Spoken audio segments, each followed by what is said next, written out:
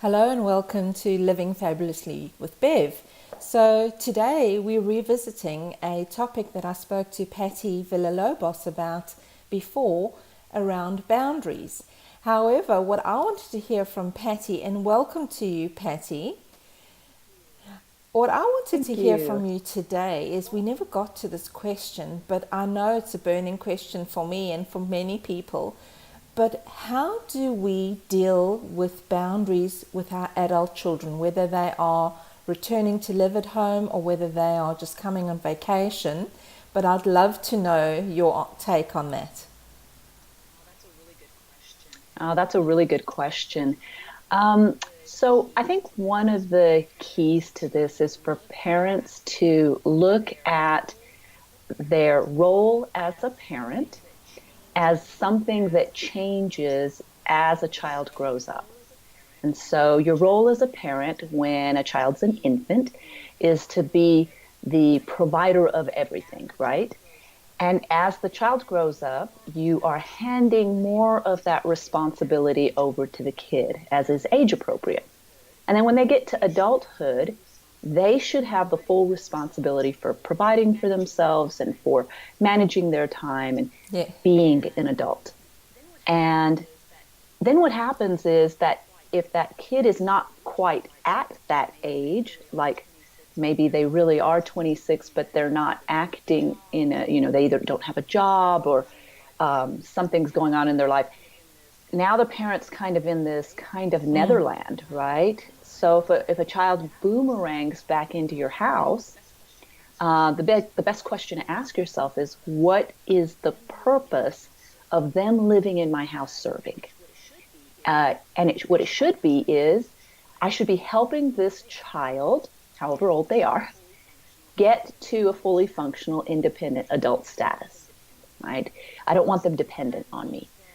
Well, that means that you can't parent the 26-year-old that's back at the house the way that you did a 16-year-old, and the child should not be acting like a 16-year-old in your house. So if they're at the house and they're, on the couch playing video games and not contributing, then you've got to have boundaries around that about what do you expect. And that's, for a boomerang kid, it's much easier if you set those up before Sure. they move in. And you have to also realize this is going to be a new discussion, and it may be awkward because that's not the kind of discussion you've ever had, right? And I think it's completely okay to say, okay, well, I've never been I've never been a parent of an adult 26-year-old, so let's just figure it out. But what I do know is, here are the boundaries in my house.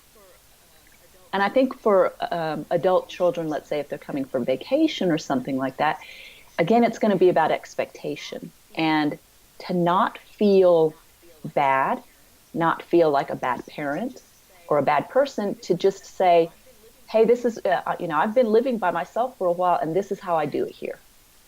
And the child has to learn also, oh, I'm an adult in my parents' house, not just, I'm going to flop myself on the couch or be demanding like a child. I don't know if you've ever noticed, you go visit your parents and you regress, You do. right? And, and sometimes the parent does too, right? And all of a sudden your mother is like making everything that you love. And there's absolutely a place for that, right? I love when my mom cooks for me and everything. But it's more of an expectation. You've got to have your boundaries set that it's okay for me to be an adult and for me to expect my child to be an adult. And again, with any child, this is actually with anybody, the key to the consequence that you would set for the boundary infraction is to know what the child's currency is. So if they're living at your house, for example, what is the currency? And usually if they're living at your house, you're helping them, because they're going to graduate school or they're a single parent that needs help. There's usually an economic reason most of the time. And, if you set a boundary that says, look, I've got to get my beauty sleep and I go to bed by 11, I don't need people coming in and out of the house after 10:45, and they repeatedly violate that, you've got to be ready to either pull back on the financials, right? If you can't respect my rules, you can't live here, or I can't pay for your school or something like that. and not be afraid to do that. I think we do a disservice for children or for anybody when we're not honest with ourselves and true to ourselves. And your boundaries are to set or to keep you safe, your energy safe, to and even for a child that's visiting, it's to keep things stable and good for you.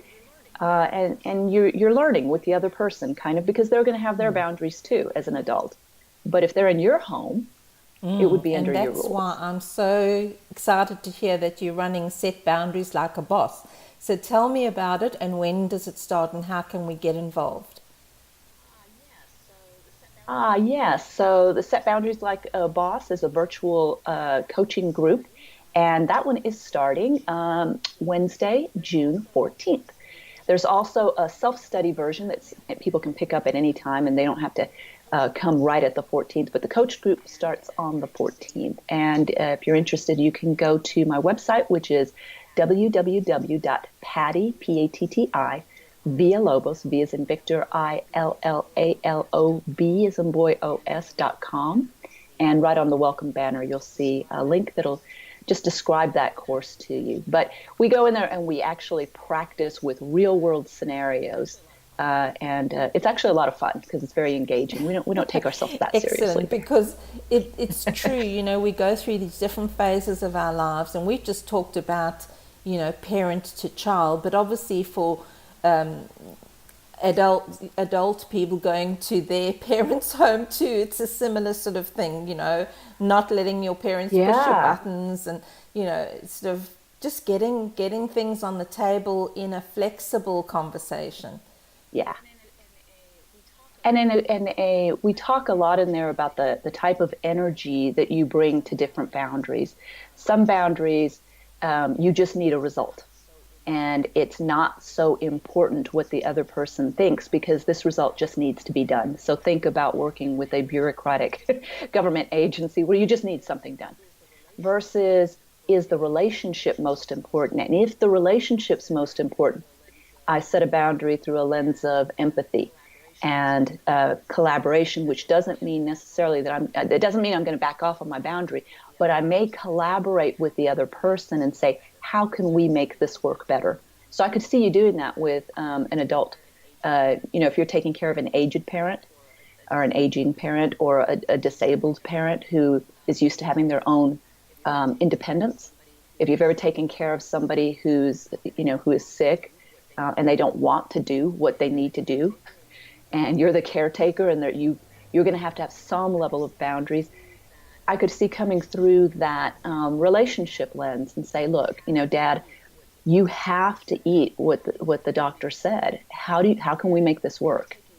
And kind of taking that approach, and it's going to be new, right? Unless you've done it before, it's probably, like I said, it's only awkward the first time, right?